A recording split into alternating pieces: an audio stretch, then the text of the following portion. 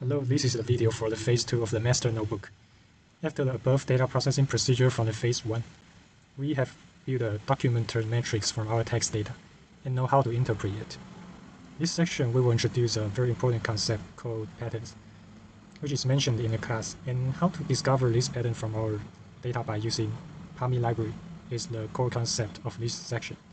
The following video is from the last year's introducing about the frequent pattern mining. And this video will go through the following material and give you a clear explanation about the pattern mining. Okay, so inside section 5.4, we are also, because we have this documentary matrix, we can also apply some to find some frequent patterns in our text data. Okay, so we're going to dive deep into this exciting world of pattern mining in text data. So very interesting. Okay, so we'll be using this powerful tool designed for Python users called PAMI, and which stands for pattern mining. And this is quite a recent library. Actually, we saw this in a conference last semester, and we decided to use it for this lab. So I hope you also find it very interesting and useful for future projects if you like. So okay, so unlike some Java-based libraries, PAMI is crafted specifically for Python. So it makes it ideal for handling large data sets in data science environment. And so now, okay, to use it, we need to transform our text data into transactional data. So what do we mean by that? So we need to take our text data and turn it into a format that PAMI can process effectively. And this format, well, one of these formats actually is called transactional data. So imagine each piece of text, whether it's a sentence or whole document, as a shopping basket. And in this analogy, each word represents an item in the basket, and each separate text entry is like a different customer's purchase transaction. And so, okay, so we want to understand a little bit about uh, this transactional data format. So in a typical transactional data set, each of these so-called transactions has a unique identifier. In this case, we see here the TID, it's a unique identifier, and contains a set of items. Here, transactions, right? As we can see right here, APC, BE, AEF. And so for our text data, each document or sentence becomes a transaction. And where words are the items. Okay, so we can substitute this as a word. Okay. So this setup prepares us for the next step, identifying the frequent patterns. So how are we going to go around to do that? Is that so now with our data in a transactional form, we can apply PAMI to find these frequent patterns. And these aren't just any patterns, they are combinations of items, or in our case, words that appear together often across multiple transactions or documents. And PAMI can mine quite a lot.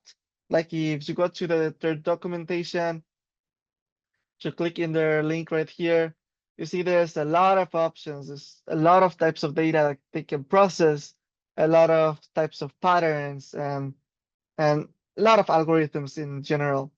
But for the sake of our lab, we're going to just review these three right here. And so the first one is corresponds to the patterns above a minimum support. So understand support as just the word frequency. This is just like the lingo they use for these frequent pattern mining algorithms. Okay, so support is just a frequency. So patterns above minimum frequency. Okay, and so what does this mean? So these are patterns that occur as frequently as a specified threshold. offering a broad view of common item combinations. Then we have the maximal frequent patterns. These are the largest sets of items that appear frequently without being part of an even larger frequent pattern. This method helps focus on the most significant combinations without the clutter of their subsets. And then we have the top K frequent patterns right here. So this method focuses on the K most frequent patterns, regardless of their absolute frequency. So it's very useful when you're only interested in the top players. Okay, you can just specify how many patterns you want, and those are the amount that you will get. That's basically what this is for. And so, so for the sake of our implementation, what we need in our scenario is to mine the patterns that are the most representative for each category, right? So what we're going to do is that we are going to get new document term matrices per category. So before, what we had was this document term matrix for the whole data frame that we had. But in this case, we are interested in the data per category. Why in this way? Because we want to get the patterns that are meaningful for these categories, right? So this will be useful for the classification part we are going to review in this lab as well. So the model can understand better what each category entails, so they can classify our text data more effectively, okay, with more accuracy, okay. So that's why we're going to mine those patterns. So now that we understand that, we are just going to get from our general data frame, we get the unique category labels. This is just a way if we do know our category labels, but this is just another nice function that we can use to get it in case we don't know. For your future projects, you can use that. And then we are going to save these different data frames per category in a dictionary. And so we are going to filter them accordingly, right? And we are going to save them in this dictionary.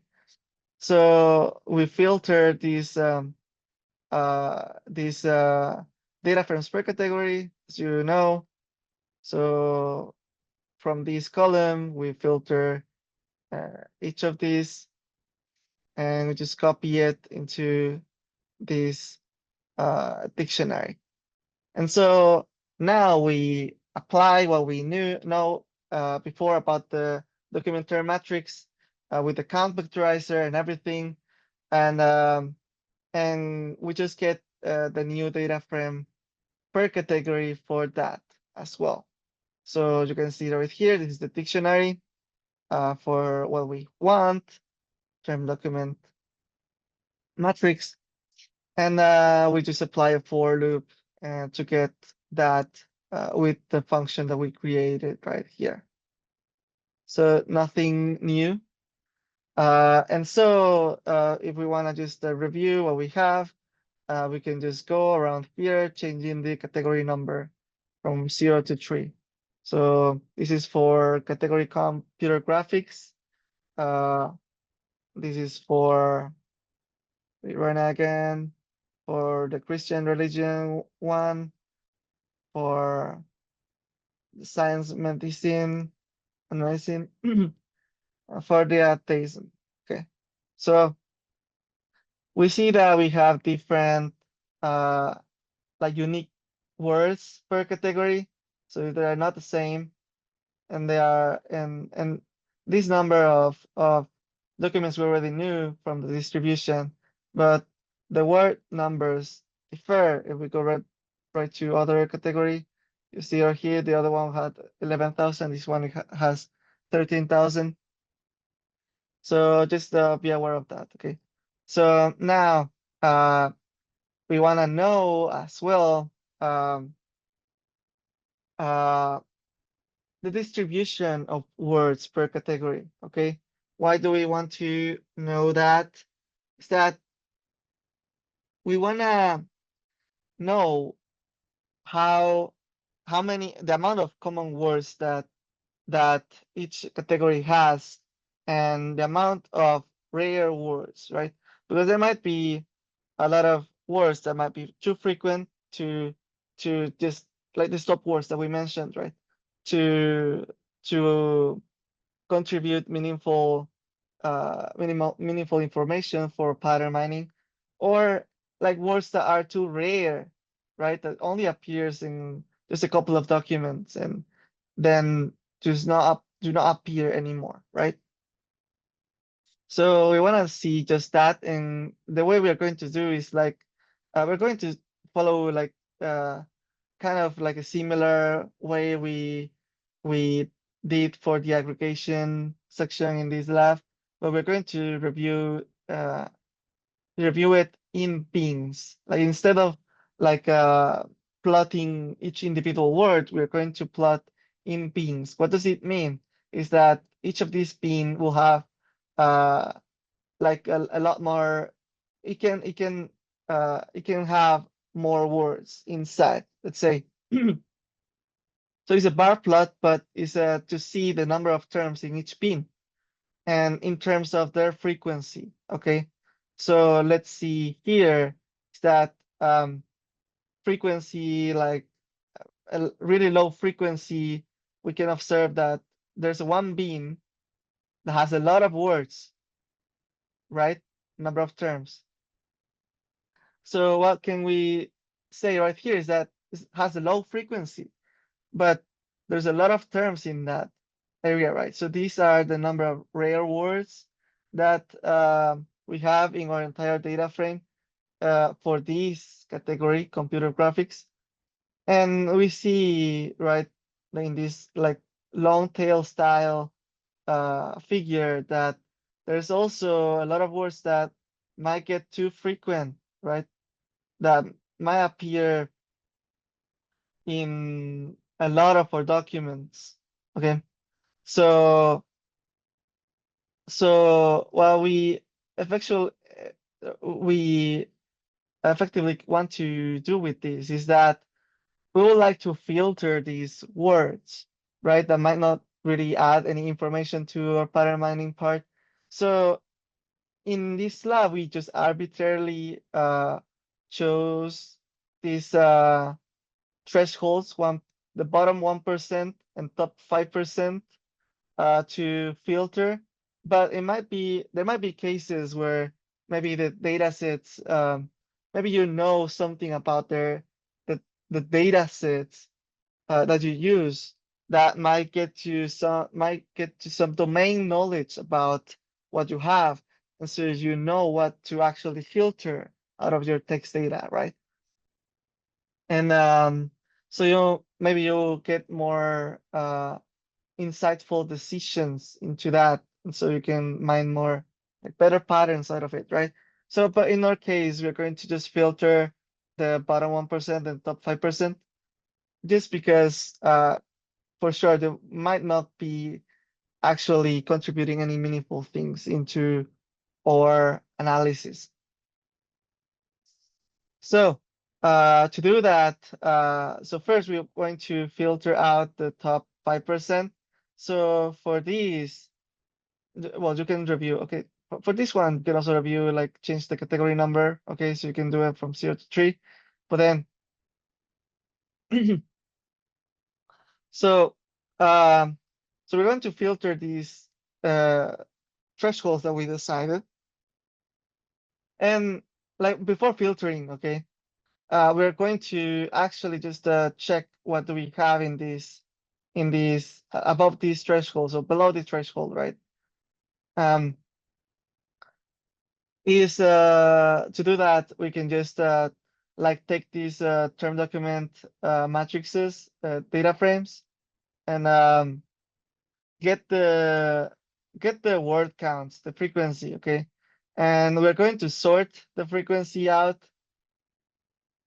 And for the top 5%, we actually want the sort this sorting to be just in a descending order. And for that, we can just do this, put in a negative here at the side. Remember that we were talking about like that this part, the third part in from the column in this index bracket part means the interval in which we are going to be having our data, right? In this case, is like all the individual documents in the index, but this negative sign here means that we want this list, this array, to be in a descending order, okay? Just so you know. And then to get this 5% most frequent terms, you just get the total terms. Basically, just filter how many terms are actually in the top 5% of these from the total terms, right? This int is just to make it not having any decimals after this multiplication. And so with this index right here, that later on we print is like 598. We just select, filter this based on this index from this sorted out list of words right here, and this will be of top 5% indices. And so to get all the words, filter words, we just do a for loop over these indices right here. And so we get the feature names out, and we can just print it out, and at the end we can observe which will be the filter terms. Okay, this is top 5%, the most common ones right here for the category atheism. And you can just change here based on category, and okay, here wait a little bit. This is for computer graphics, and you can just examine what we are going to filter from the data set. Okay, so we apply the same one with the bottom 1%, but for this one we don't really actually need a descending order person. We can just get it from the sorted indices that we get from the based on the sorted frequencies, right? So we do the same. We print this out, and this will be like for the atheism, the bottom 1% corresponds to 119 words that are the least common, right? The rare ones. And as you can see here, some of them shouldn't be like rare, right? But because they add some, this is data from the internet, they have like some symbols that might just get them like to be a rare combination. That will be it. That's why maybe they don't repeat, right? So at the end, you can check it out as well based on categories. And so great. So we can just actually get into just filter them out, right? So for that, I created here the function to do that. You can maybe if you want, you can try to like different percentage, right? Different thresholds to filter out. But like because it's arbitrary, so for this case, we just use 5% and 1%, right? 1%. And so And so at the end, we just filter out these words here, and we get a new reshuffle data frame, right? Without these terms. And so we can actually observe, let's see, this computer graphics data frame has 12,932 columns corresponding to the words that this category has, unique words. And we can actually see right here, let's see which one was the computer graphics one, should be right here, that it has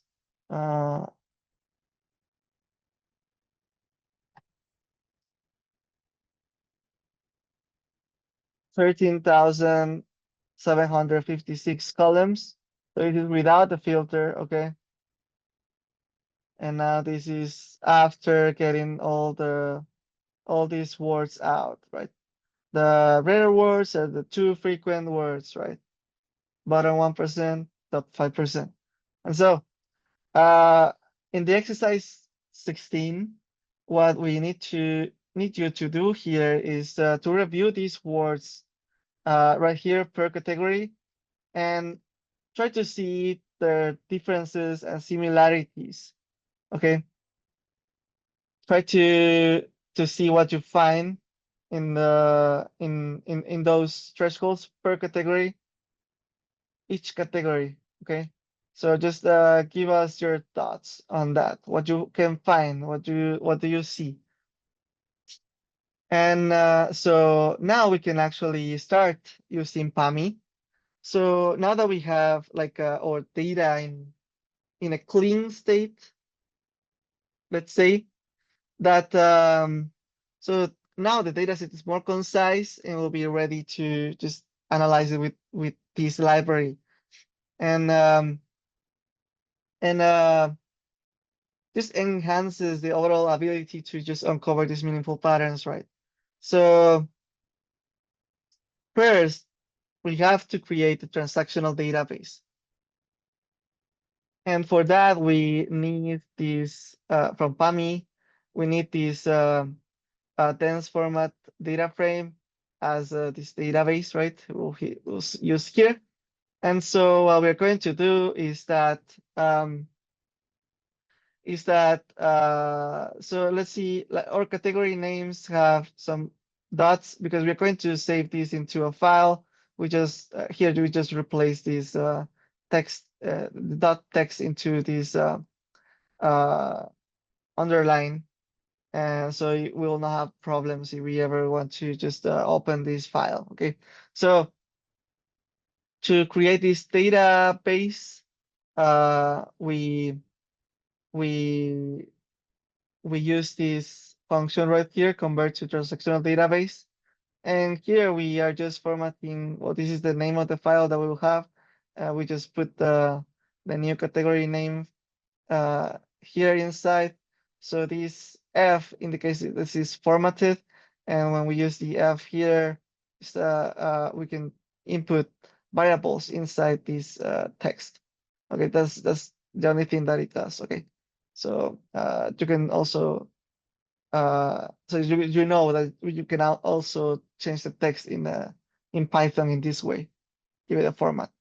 Okay, so in this function, okay, we need to know a threshold value here, and what does this threshold value is what this threshold value is doing is that in this case it corresponds to the frequency of our terms.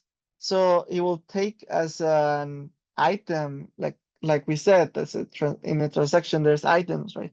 It will take as an item all the words in our data that have a frequency above 1. So if the word appears in the document, it will take it as an item in the transaction. Okay, that's the only thing it does. You can actually see like an example of like in the PAMI repository, you can find an example of what the creators, how the creators apply these algorithms into real world data, and they have like a different way to choose the threshold here to create the transactional database. You can check it out here in this link. And in our case, it just means that if a word appears in a document, it will be taken as an item in the transaction. Okay, that's the only thing it does. So, great. Now we want to understand these database characteristics. Once converted into this transactional database, each category's data is stored in this in a unique one. Okay. As you can see right here, you will find it in the well, it already is in the GitHub repository of our lab. I shared it to you already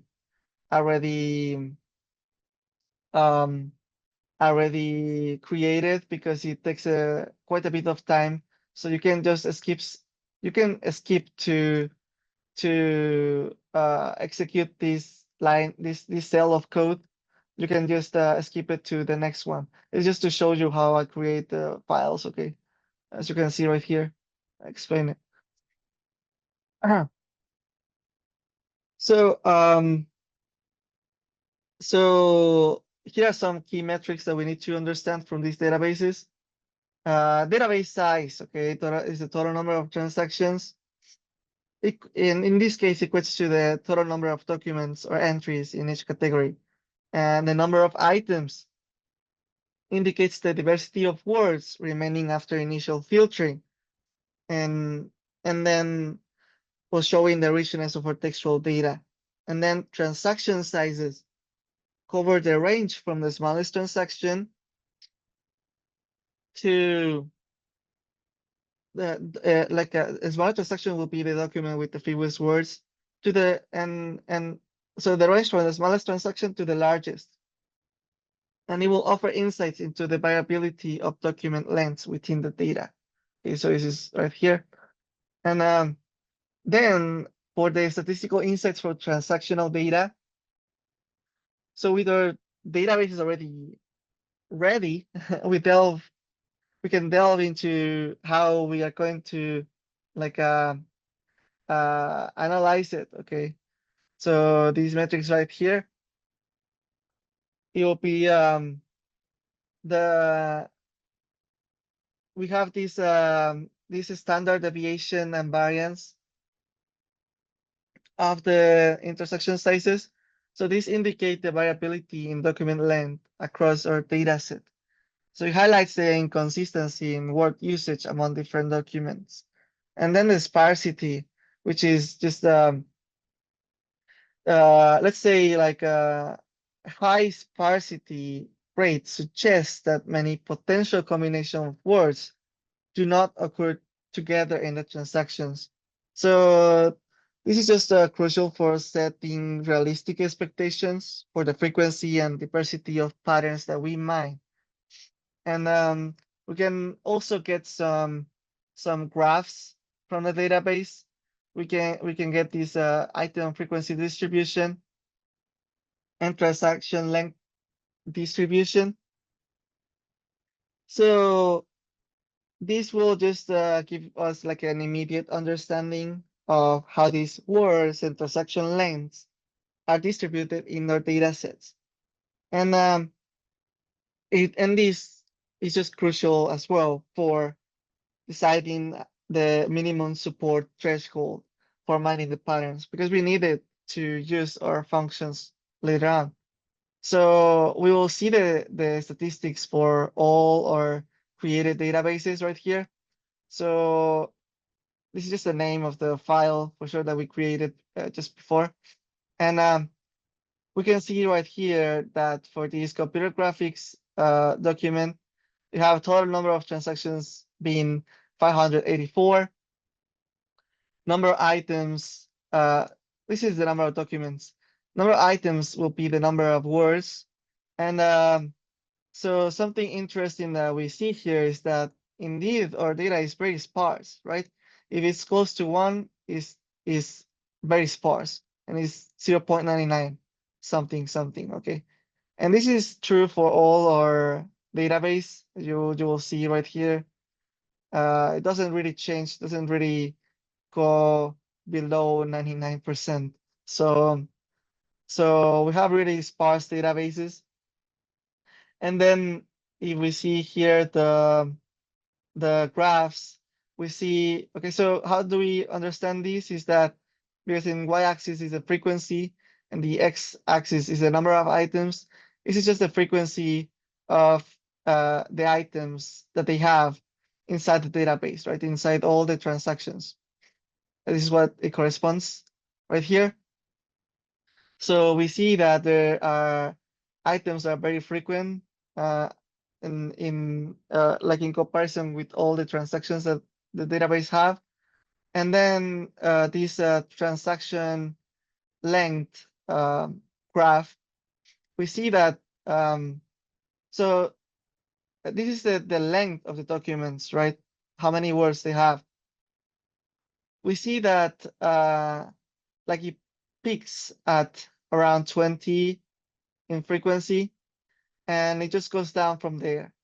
And so, okay, and this behavior happens in all our different databases. You will check them, you will see uh, the same behavior. And so like after like checking these insights that we can get from the statistics, is that like we need to set a minimum support threshold, because we're going to use first is the FP growth, algorithm. So to choose this minimum support threshold, it has to be a number that should be high enough to exclude the noise of infrequent word combinations, but also low enough to capture the meaningful patterns that could differentiate between categories or signal key themes within the data. So, like in this lab, we set the number 9. Why? Because if we see right here in the frequency, like for all the different databases that we have, is that we can filter most of our like 2 peak transaction lengths in this way, right? If we choose 9 right here, we see that most of these like really big transactions will be filtered, and it's also like getting all the like most of the items in that are frequent right here as well. Filter the ones that might not be as meaningful for like pattern wise. So like it works for all the data bases that we have right here. And so we are going to use this number. And so after setting this threshold, we are going to start to use the algorithm, right? And it's very simple. We just import this algorithm from the library and choose this minimum support right here. And then just choose each database that we created one by one and apply the function mine, and it will start mining the patterns basically. And we can after mining the patterns, we can just save them to a data frame, very easy. And pandas data frame, I mean, it's very like the purpose of the library is to be compatible to Python and have it all in a single language, not like other libraries that they are out there, right? So that's why it's very convenient, I would say. And so here I'm just printing the total number of patterns that we mine for each database, and the runtime. That's in seconds. So this is to see how fast it is, how fast the algorithm is to mine these patterns. So we see that for the medicine one, it mined 10,000 patterns above this threshold, and it didn't take more than like than 10, well, just 12 milliseconds, around 12 milliseconds here.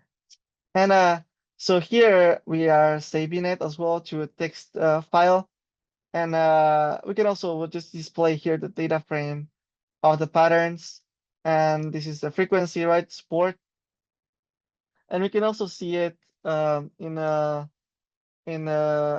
text file that we got, and so we can see right here. So we see the let's see something more interesting. So let's see here. This means that the combination of the word means communications, sorry, 192 and international. These occur 9 times. Okay, so this is separated by a column. This is the support, the frequency, and yeah, so we see all the different patterns that it mined for this medicine thing. Okay, medicine category, but patently, wishes, absurdities, Wisconsin appear 10 times. So, and so on and so forth, okay? And we do the same to all the different databases. You can check them right here. And per database, the number of patterns mined for this minimum support, it varies. Like for this one, it was a little less, 4,600. For computer graphics, it was 33,000. And for the religion one was like 11,000. And so now that we have the patterns, right? Now that we have the patterns, what we care, like we said, is the unique patterns that corresponds to each category, right? So we want to filter the ones that are shared, that might be found across like after mining them from each category, right? So we want to find the unique ones. And so for that, we take all these data frames corresponding to the frequent patterns of each category. We put them in, just group them together here in a array, let's say.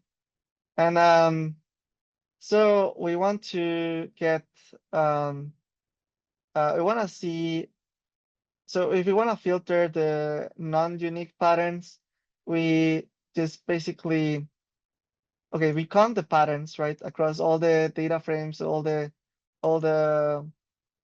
frequent patterns data frames, and the ones that are equal to 1, meaning only appear once, are the ones that are going to stay to be the unique patterns, okay?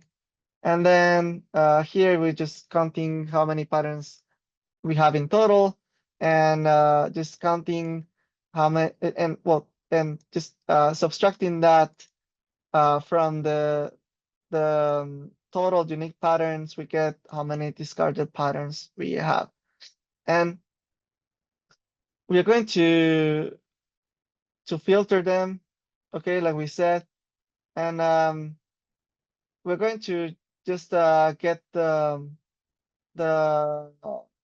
just the filtered data frames, like after we just like remove the patterns from the ones that repeat themselves, right? That are not in the unique patterns. So we're going to concatenate all these data frames after getting filtered, and we are going to just sort this by support just for the sake of this visualization. And we get the following right here. The index right here does not really matter. It's just I mean it was just sorted out, right?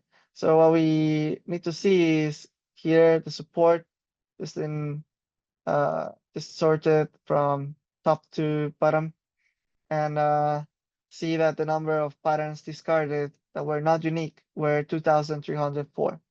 So now that we have these filtered unique patterns, how do we, because we have the patterns, but we have not, how do we use them in per document, right? Because we're going to classify the documents, right? So how do we use the patterns that we found and we couple them with each document that we have in our data set, right? That we're going to classify per category. So to do that is to basically be looking if the document has a pattern or not. And to do that, we are going to get the we're going to get the vectorized version of our data frame again. This count vectorizer that we had before, if you remember. And we're going to get the total number of words in the vocabulary again. And we're going to make them into a set.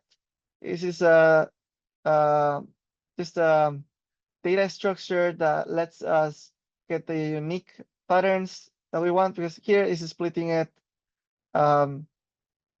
Here's splitting okay, we're creating this tokenized text column, and in that column in our general data frame, we're going to put this split version of each row in a text. So we're getting the words basically, and we are applying this set. So this will be to get this tokenized version of the sentences into the set of unique words. And then we are going to initialize this pattern matrix. And to do that, we are just going to take this final pattern DF that we had before. We're going to select only the patterns column. The support, we're not going to use it for now. Well, in this case, might be useful for other in other cases, right? But in this case, we only care about the pattern words. So we are creating this pattern matrix, and it's just a simple data frame without anything on it, just the patterns. And what we are going to do is we have to see if these patterns, like iterate over these patterns to see if any of them are in as a subset in our tokenized text here, because this is a set, right? So basically, let's say this, let's take this access fonts mods matching. So we will be checking if this pattern exists inside this set of the total tokenized text that we have per document. Okay, so if it exists as a subset, we are going to be having a 1 inside that row, inside that record, and if not, it will be a 0 for that pattern. And so at the end, we will have this term document matrix as a data frame per document, and then we are going to concatenate that with our resulting pattern matrix that we filled in with this 0 in 1, right? Because it's just basically a binary record of if a pattern exists on the document or not. And so that's why we have this right here, this part right here on the left corresponds to the unique words, and on the right corresponds to the pattern matrix, right? So that's why we concatenate them side by side. And we have this augmented data frame that we're going to use for our classification task later on. And so for the exercise 17, basically just try to apply the algorithm, the FAE top K algorithm and max FP growth algorithm from the PAMI library only to this computer graphics category, okay? But yeah, so just implement that for this category.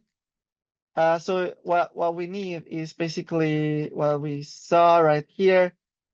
Just implement this two cells code, okay, for that category. So one for the top K algorithm and the other one for the max FP growth algorithm. Okay. So after implementing that, try the following K values for the top K, 500, 1000, 1500. Record the runtime for each. Then for the max FP growth, test the minimum support thresholds of 3, 6, and 9. And also note down the runtime for these as well. And then after that, just document just comment on the differences and similarities and compare them to the or FP growth implementation. Okay. And yeah, that will be it for this part. And we are going to move on to the dimensionality reduction. Okay, so now we are going to dive into dimensionality reduction, a very powerful technique used to simplify high-dimensional data sets. This is especially useful for both visualizing and analyzing data by reducing the number of dimensions without losing significant information. And I will also show how dimensionality reduction can help us gain insights, especially when dealing with sparse data. So, we'll experiment with three key techniques, PCA here, TSNE, and UMAP. And these methods each have their own pros and cons, and I will explain them as we go along. So, PCA, principal component analysis, as we see here, helps by projecting data onto a smaller number of dimensions, typically 2 or 3, while keeping the variance of the original data intact. PCA is most effective for data that's linearly distributed, such as when the data follows a Gaussian distribution. However, it might struggle with more complex nonlinear patterns. Then TSNE and UMAP, they are both two nonlinear dimensionality reduction techniques, and both were designed to capture more complex patterns in your data. And TSNE works well at uncovering local structures and clustering, and it's great for spotting data clusters, but can be computationally expensive and sensitive to parameters like the perplexity one. And UMAP, on the other hand, it's faster, more scalable, and often preserves both local and global structures better than TSNE. But it's also less sensitive to parameter settings, but as with most machine learning techniques, requires experimentation to find the best configuration. Also, it's a more newer method compared to TSNE, and for a lot of things, it's actually better, right? It's faster and better than in general for compared to TSNE. So anyway, we're going to compare the three techniques for our data.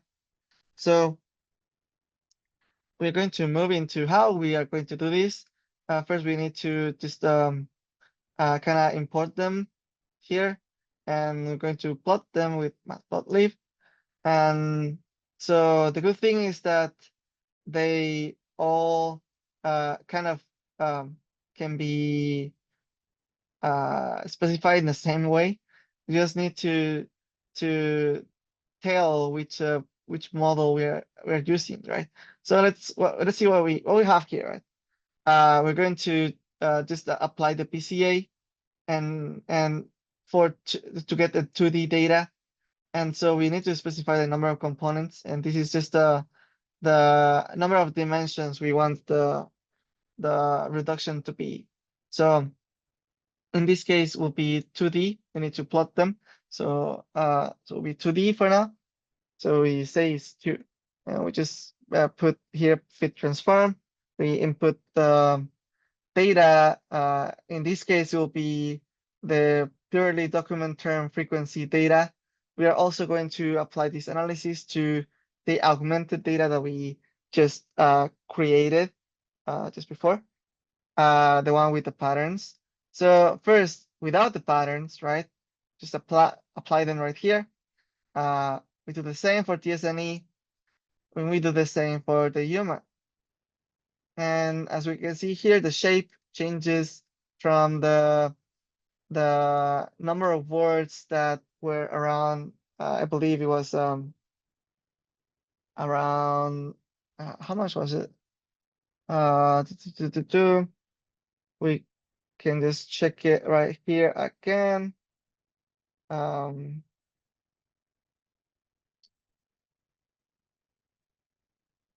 Okay, we went from 35,788 dimensions to 2D dimension. Okay, so this is what the algorithms did, all of them.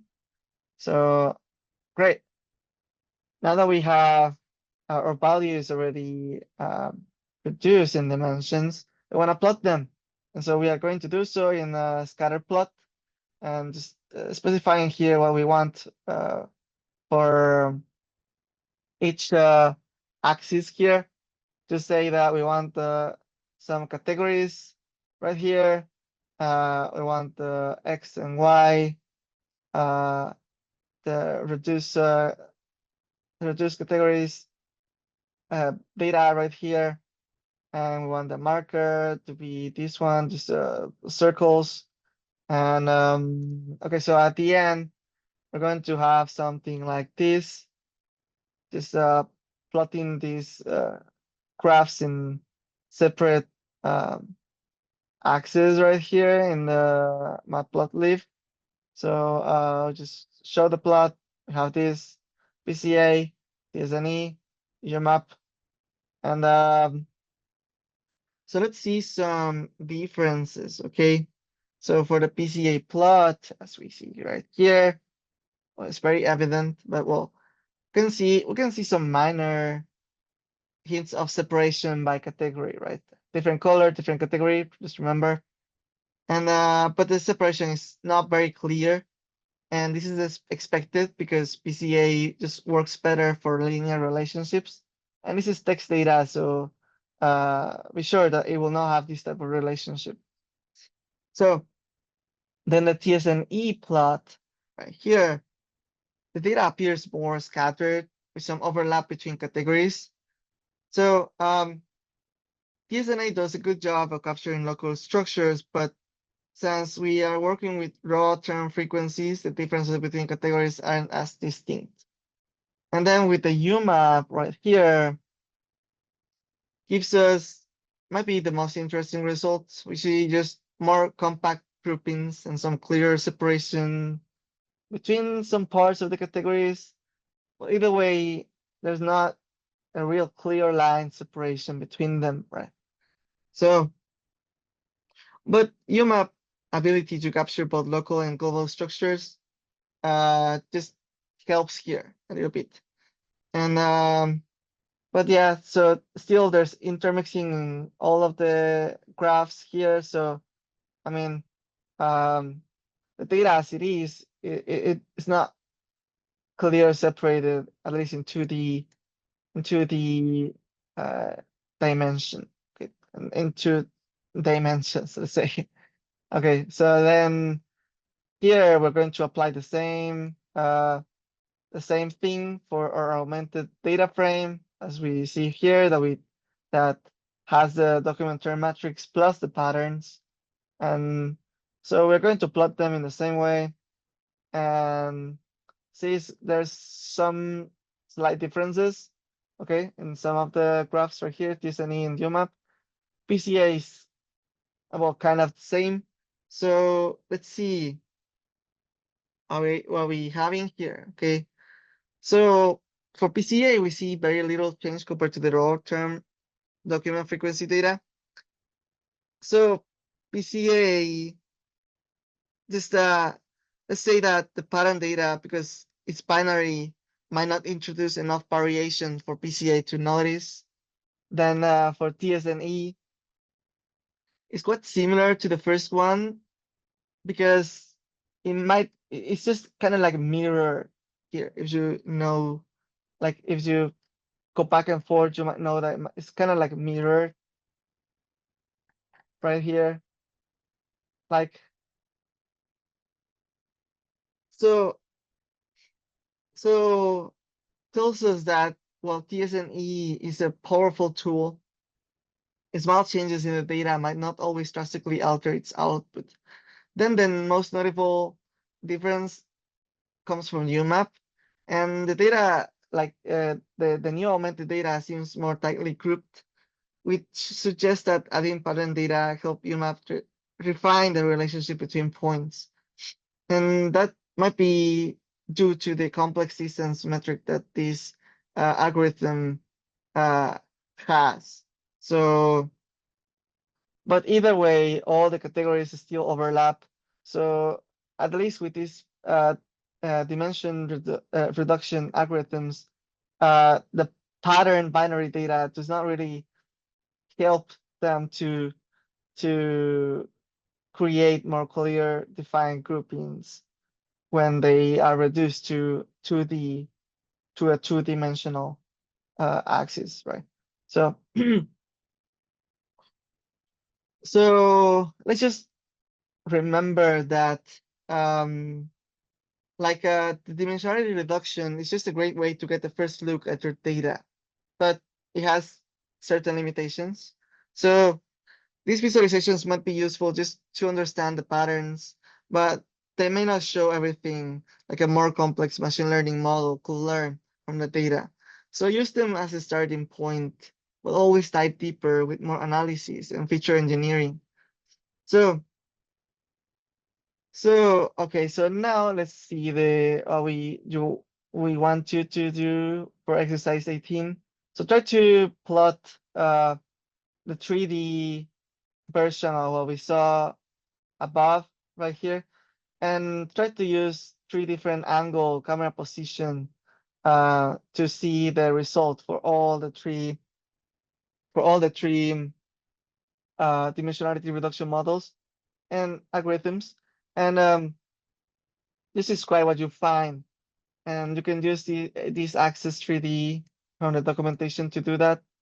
So just answer it right here, okay? So now we're going to start section 5.6, and it will be about the discretization and binarization. So, so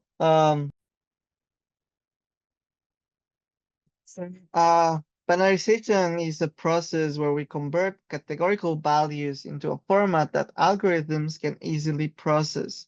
For instance, we will convert the category name attribute in our data set into binary attributes, okay? So this will effectively transform each category into a separate binary column. And this method is often referred to as one-hot encoding in the machine learning community. To do this, we are going to use this sklearn label binarizer function here. So this tool will allow us to transform categorical data into a binary matrix. And we can see how it works with our data set. So if we select here the category the category column in our from a data frame, just fit it in this MLB, the label binarizer that we have here, and basically we can create a new column in our data frame, and we can see here after applying this transform to our category, like taking into account the category column, we just change it into a list. And if when we examine the first 9 documents, we see right here this new column, it has the following, right? 0, 1, 0, 0. So what do we have right here? Is that with the one hot encoding, so because we have 4 categories to remember, so let's say that this computer graphics, this binarizer takes it as to have the 1 in the second space. Okay, so each category will have a unique 1 in this. Okay, so the size of this list will be the size of the number of categories that we have. So because we have four in this case, so we have 4 spaces in this list, right? And so this binarizer, what it does is just assigns one of these categories arbitrarily 1 space in this list to be one hot encoded. So yeah, so we can see that here this computer graphics has assigned this binary category here. Then the religion, the Christian religion, it has the 1 at the end, and so on and so forth. This one has the 1 in the 3rd space, and the atheism one should have the 1 in the 1st space. So very easy. Now we want you to try the same binarization using the category name column instead. So let us know if it works or not. Just kind of give us your thoughts here after trying that. And yeah, just input your code here and comment on what you found. That will be it for section 5. We will be moving to section 6, data exploration. Now let's review the topic of data exploration. In this section, we're going to explore our data by focusing on similarity measures among documents. Understanding how documents relate to each other can be very insightful, especially in tasks like document clustering, search engine ranking, and duplicate detection. So to set up our scenario right here, we'll compare 3 different documents from a dataset. This will help us understand the relationships and the degree of similarity between these documents. So first, retrieve these specific records, just kind of like arbitrarily, we just select the index 50, 100, 150 from our data set. And now we can just display it, we can check it out, we can see the content. We see that they do not really relate to each other that much, right? They're totally different. And so this will reflect when we compare them with the similarity score, right? About in this section. Okay, so now we vectorize it. Okay, we vectorize the documents. So we transform them in a numerical format so the algorithm can process. So we do it by vectorizing it with the count_vect variable that we have already used before. And in this case, each numerical value would be indicating the frequency within the document, like we already know. And then we are going to apply a binarization on that. And so the process will just simplify the data further by turning the frequency counts into binary values, like 1 if the word is present and 0 if it is not. So this will just helps in reducing the complexity for sure. And we can do our further analysis. Okay, so now we are going to just print how it looks like uh, as a vector, and you can just see it right here in the dense vector. And now we are going to actually do the cosine similarity, right? So this will be at the core of our exploration. And so we're going to calculate it between a pair of documents. And this cosine similarity is basically just the cosine of the angle between two vectors. And it's a common way to compare documents in text analysis. And so how do we interpret our results that we see right here is that the closest similarity score is to 1 is how similar it is. So we see that if we compare the same documents, well, for sure we'll have a score of 1. But then we see that between the document 1 and the third one, we have the highest similarity score. So supposedly they share the most amount of words out of all the other options, right? And so this type of analysis is just crucial for understanding content relationships in large data sets. And that would be just the conclusion of our exploration in this case. So just this method just allows us to quantify how related different texts are, providing essential insights for many applications in NLP and information retrieval. So you just let's just continue now for the next section. So finally, we're entering the final section of our lab called data classification. Okay, so this is a fundamental step in the data mining process, especially after identifying patterns and insights, because it involves organizing the data into predefined categories, and it makes it easier for us to make predictions and decisions. And today we'll focus on text data classification using the multinomial naive Bayes classifier. So this one right here.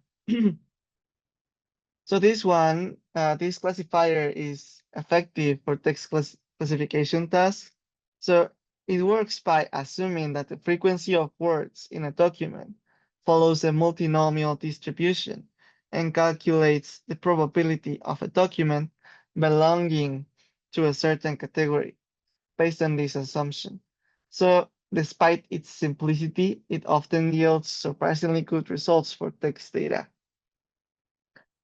So we'll also be comparing the performance of our classifier with our two types of data that we have been working on in this lab. The first one with only the term frequencies, uh, the document term matrix frequencies, and the other one enhanced with our binary pattern features that we augmented our data frame with. So these binary features, as we remember, it was the ones that we obtained from the PAMI library.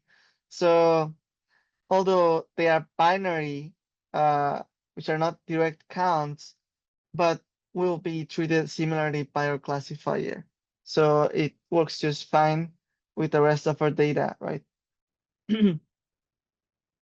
So to set up our experiment right here, so this section right here, we're just creating a mapping for the category labels that we will be using to just make our our classification results more better looking, right? Because we are using the category numbers right here. So we just want the category name so we can just evaluate better the results later on. So then what's important right here is that we are splitting our data in a 70-30 ratio, meaning the training set will be 70% of our data and the test set will be 30%. That's what we see here. The size 0.3. Random state, as we have seen before, just choosing the 42 number. And so here first we are just using the data without the pattern binary thing. So we are going to evaluate or model on unseen data. So that's why we are doing this split into train and test. Okay. So now we are just looking at our data here. This is what we have: X train, X test. So we see just how the split was. This is 1,579 rows. This is 678, and this is just the data for the text document matrix, the unique words. And then we just train our classifier here. We chose the multinomial MB and just fit the training data like or labels, right? The Y represents the labels. X train, as we see right here, is this. Okay.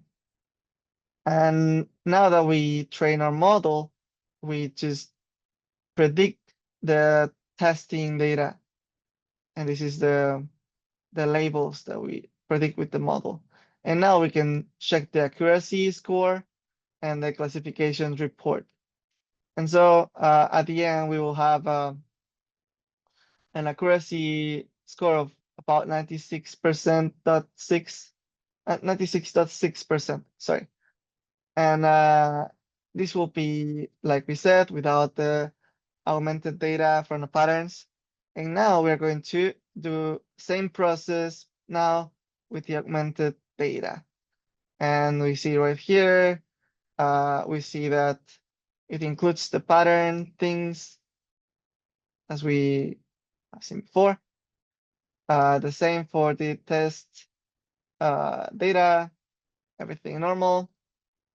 And now we fit the new data to the multinomial naive Bayes classifier again. And we predict here the data. This is the digits. This you can just change it to how many digits do you want in the results here in the classification report. And so we see that actually with the patterns, we get a better accuracy result. We get a 97.34% accuracy compared to our 96.60% accuracy for the non-augmented data. So we see that actually the patterns do help in the classification. Okay. So it really enhances the model's ability to classify documents more accurately. And you can more like slowly check all the different values. Here you see that for some categories, the pattern results are better, or some other might be slightly lower. But in overall, at the end, it make the general accuracy to be better. Okay. So yeah, that's why we do feature engineering, feature creation, and that's how it helps our models to learn. So data classification like this enables us to categorize vast amounts of text data efficiently. So it aids us in various applications such as content recommendation, spam detection, and more. So always consider experimenting with different features and models to achieve the best results. So this part is another new thing this year. We add another classification model for the comparison. And here we introduce the decision tree classifier. This is another popular classification technique by recursively splitting the data into subsets. And you can see the example here. If you know the data structure, you can see these four non-leaf nodes contains a split condition. And how it decides the condition is by calculating the randomness in the specific dimension. Usually it's calculated by the entropy, and this will be taught in the professor's lecture. So if you don't know about this, you don't need to worry about knowing the concept. Okay, so in the following code, we will train and evaluate the model in this code box. And it's quite similar structure to the above multimodal classifier. And we use the sklearn packages and import the decision tree classifier, do the test, train test split by 70-30, and assign the classifier and do the training. Okay, so after the prediction, we can compare the results with the multimodal part. And you can see